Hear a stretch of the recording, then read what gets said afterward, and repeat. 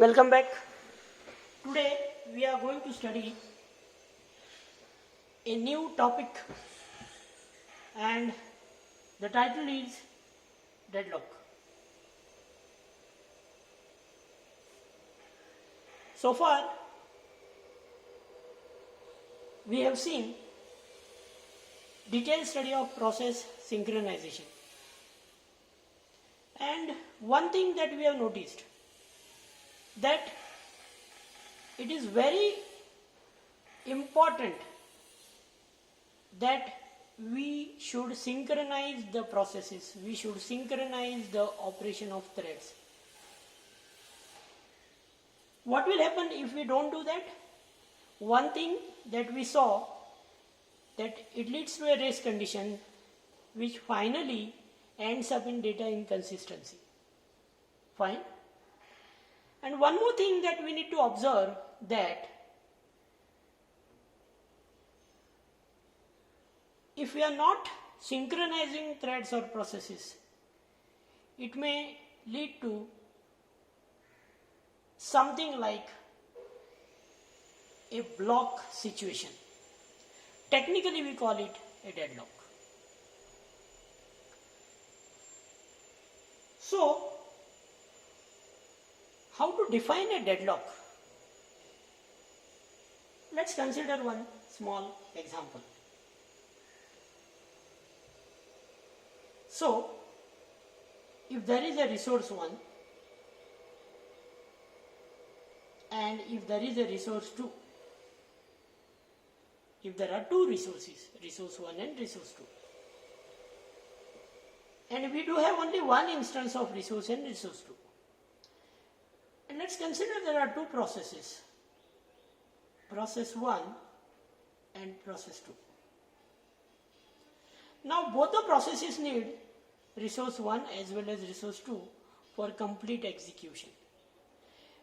And consider there is a situation where process 1, P1, has already acquired resource 1 and process 2, and process 1 is requesting for resource 1. Process 1 has already acquired resource 2 and process 1 is demanding for resource 1, wherein resource 1 is already acquired by process 2 and now process 2 is demanding for resource 2. So clearly from this diagram what we observe is, for P1 to execute completely, P1 needs both the resources, but P1 has acquired one resource and is contesting for second resource. R2 is acquired, R1 is not yet acquired. It is waiting to acquire R1, wherein it is exactly the opposite case for process 2. Process 2 needs both the resources for complete execution. Process 2 has already acquired resource 1 and process 2 has requested for resource 2, so it is waiting for acquiring resource 2. Neither P1 is ready to compromise nor P2 is ready to compromise. What we see here, what situation we can see here is called as deadlock.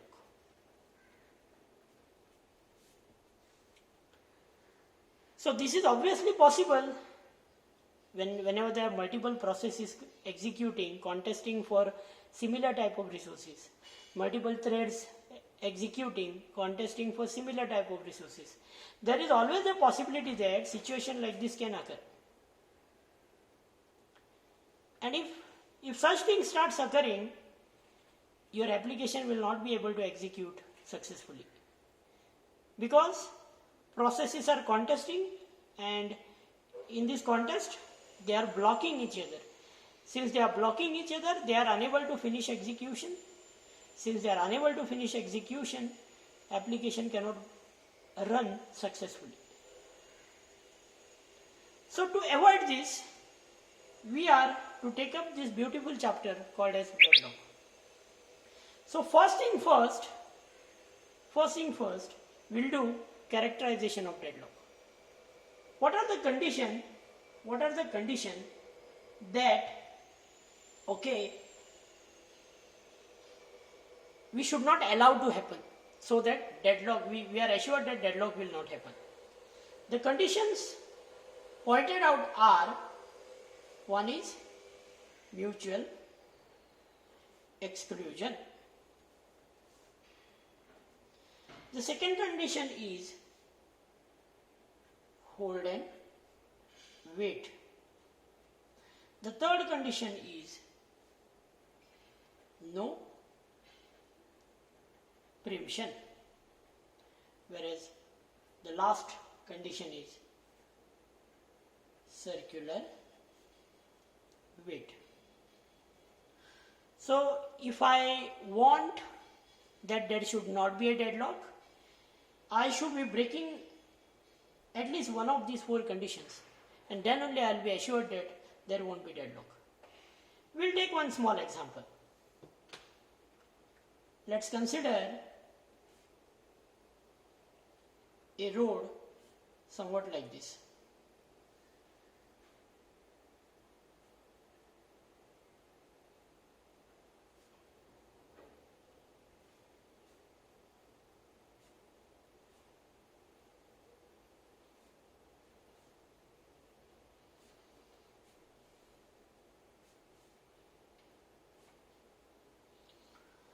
And let us consider a traffic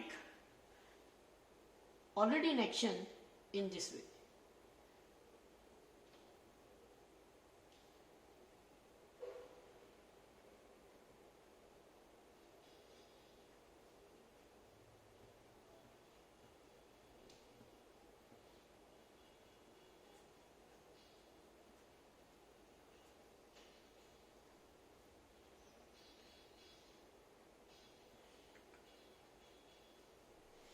Now, looking at this situation, you can see the traffic has crossed this, hurdle. So we'll take this cross as A, this as B, this as C, and this as D. Okay, the four-way A section is crossed by this traffic, but it is blocked in the second cross section. Again, the same thing is happening with this traffic. It is blocked in this cross section. Again, the same thing is happening with this traffic. It is getting blocked in this cross section. So every traffic, you can see it has crossed one cross section while it is getting blocked at another cross section. So we'll consider the first situation, that is mutual exclusion. What does it say? Let's allow only one person at one time. So what I'll do, I'll block this person, okay, I'll block this person, I'll allow this person to get into. Then maybe I'll allow this person, I'll allow both the people to get into. So if I say that I'll allow only one-way traffic at one time, okay, there is no possibility of deadlock. Or if I just imagine that there is a flyover, okay, there is going to be a flyover, so it won't be impacting the traffic. Okay, so the mutual exclusion is one of the preliminary conditions that can assure us that deadlock will not happen. Let's go to the second condition, hold and wait. Now we see the traffic that is coming, it has already crossed this B cross section and it is getting blocked in C cross section. What we can do rather is, whenever the traffic, whenever I see that cross section B is not a problem for me, but cross section C is going to be a problem since there is a traffic already going in the other direction. What I can do is, I can just hold here only. I will not allow traffic to go ahead. And wait. So what will happen? Traffic which is coming in a perpendicular direction will not get blocked. We will get a easy access. This traffic will go. Eventually, the traffic which is blocked by this perpendicular access traffic will, once the traffic becomes lighter, the other way traffic can go. Once the other way traffic goes, this way traffic also can go. This way, slowly, you will find the problem getting solved. So, either just find out whether all the resources are available. Just find out whether both the cross sections are available for crossing. If available, then start. Otherwise, release the cross section which is probable to get, to get engaged. So second condition, hold and wait, also can be taken care of. If you want to get assured that, okay, deadlock will not happen. Think about the third condition, no preemption. So it is similar to hold and wait, hold and wait.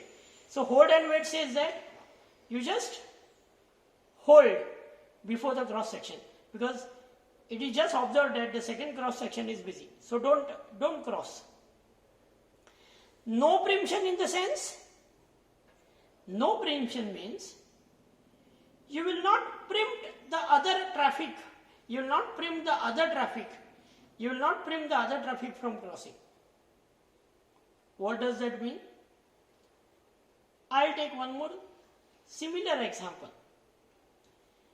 So here we have just seen, suppose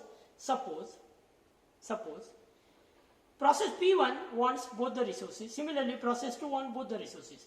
But initially process P1 comes in and acquires R2. Okay.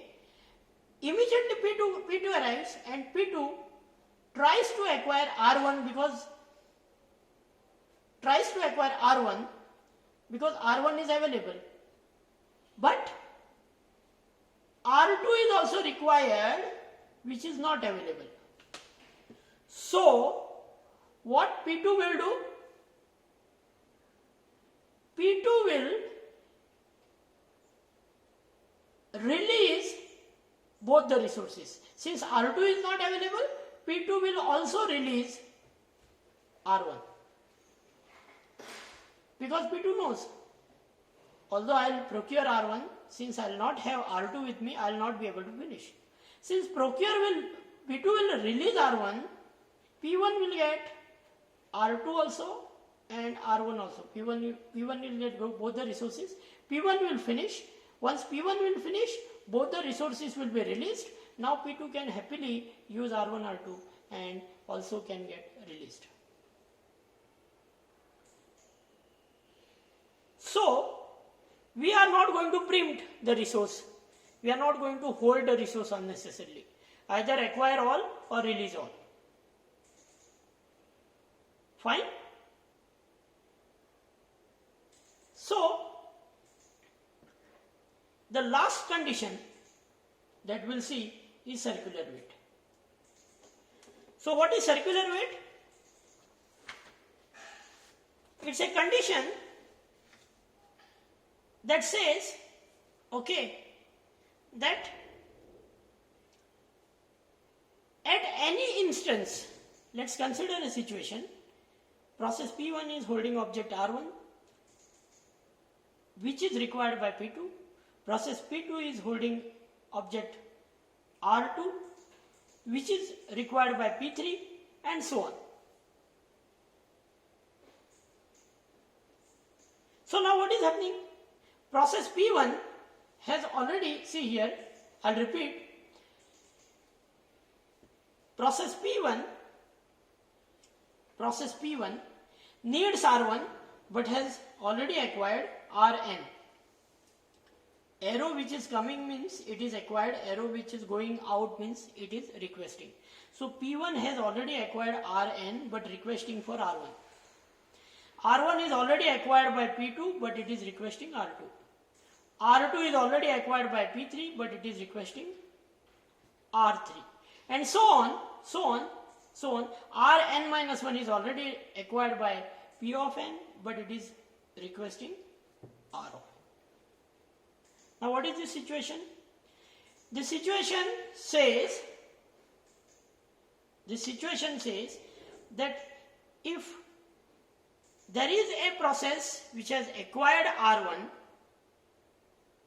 then it can request for process R of j only if R of j is greater than R of I.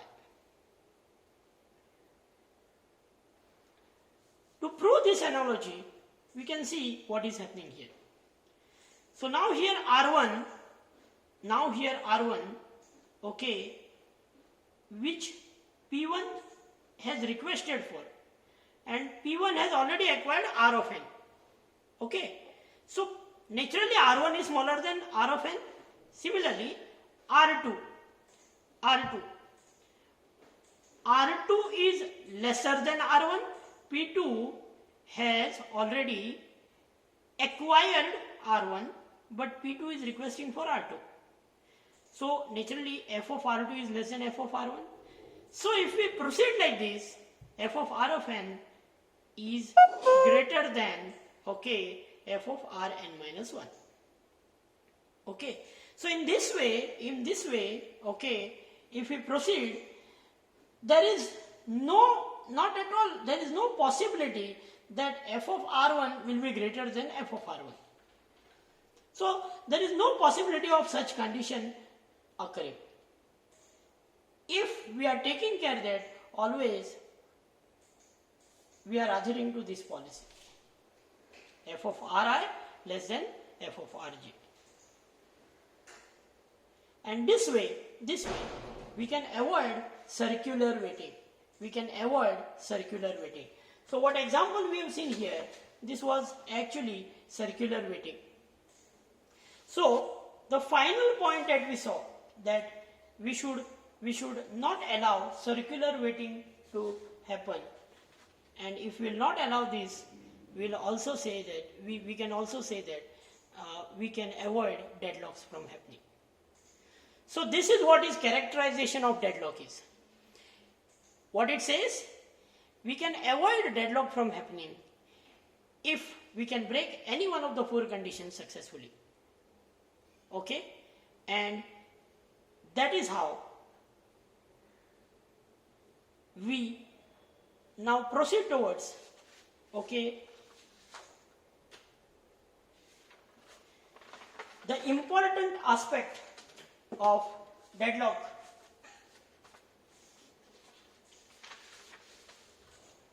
that is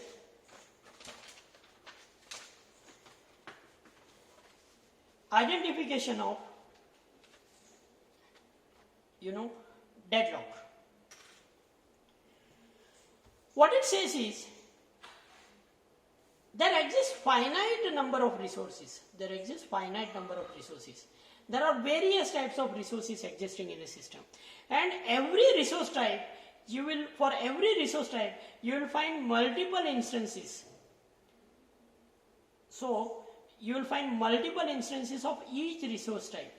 So in your computer system, you have 4 USBs at the back, 2 USBs at the front. So USB is a resource, and there are how many resources, how many instances of the resources? There are totally 4 plus 2. There are 6 resources. So there exists finite number of resources, and for every resource you will find multiple instances existing. So there is a typical method, okay, used in order to find the existence of a deadlock, and the method is resource allocation graph method. Resource allocation graph method. So for a given graph G, having vertices V and edges E, okay, so where V is equal to vertices and E represents edges. We always represent vertices, okay, as okay, process, and we always represent edges, okay, using arrows, wherein the resource is always represented with a square box and number of instances are given by number of, a dot like structure which is given inside. Two more important notations. If P of I is a process, is pointing to a resource, that means this is a request edge.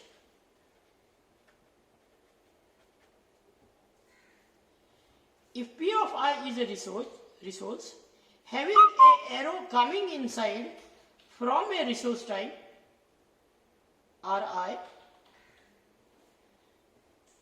this is a allocation edge.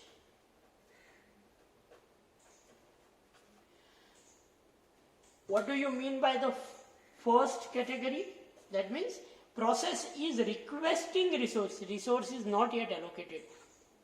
Which resource? Ri. What is this second diagram representing? Process Pi has already acquired a resource Ir. So process Pi has got a control over Ri, resource Ri. One bubble indicates there is a one instance of a resource.